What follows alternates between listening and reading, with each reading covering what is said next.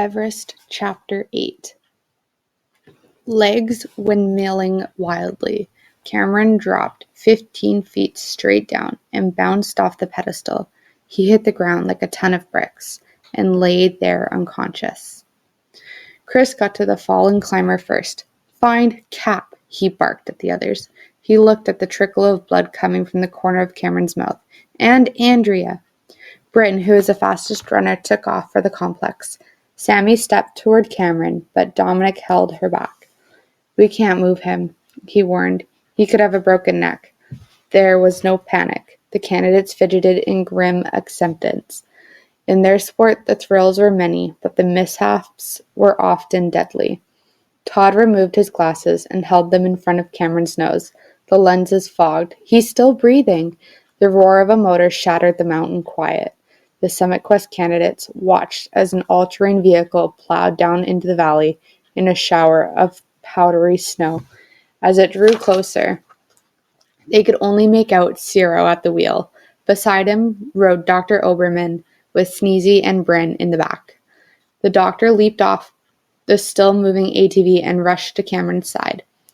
Shedding her gloves, she lifted his eyeballs and examined his pupils. Then she checked his pulse. She addressed the 9 candidates who were hovering around. "Don't look so tragic. He's not dead, you know." "Conscious. Concussion, I figure." She scanned her patient from head to toe. "And I don't like the look of that ankle." All eyes followed her gaze to Cameron's right foot. No one had noticed it before, but the boot was twisted at an unnatural angle. Ciro winced. "It's broken, all right. He's on his way home." Somehow, that pronouncement percolated down to Cameron, who came awake with a howl. "No!" "Just lay still," the doctor soothed. "I've got a splint in the ATV." Cameron wept bitter tears and disappointment as the 3 guides immobilized his leg and placed him in the back of the vehicle. "I blew it," he mourned. "Everest was so close, I could see it in my sleep." "It wasn't that close," Tilt told him mildly. "You were going in the next cut anyway." "Hey, Crowley," Sneezy growled. "Ever considered a career in diplomacy?" "I'm so stupid," moaned Cameron, covering his face with both hands. "No!" Sammy exclaimed urgently. "Don't you get it? This is exactly how it's supposed to go. You went out in a blaze of glory, making a move no one else saw.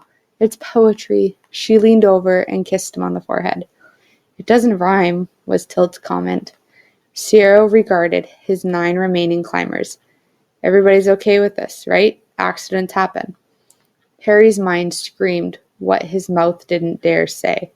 "Of course we're not okay with it. If this happens on Everest, it's going to mean a lot more than a broken ankle and a little concussion. It's going to be 4,000-foot drop down the Loth's face." But aloud, he just murmured his assent along with the others. Chris spoke up. "Cap, I know this is the wrong time to ask, but have you seen this?"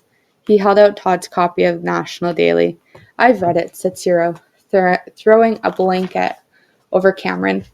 "I'm hoping it's just a one-time thing, but the fact is, we had a spy who might still be with us, so think twice before sharing your life story. Remember, Summit Athletic is sponsoring this expedition because it's good publicity.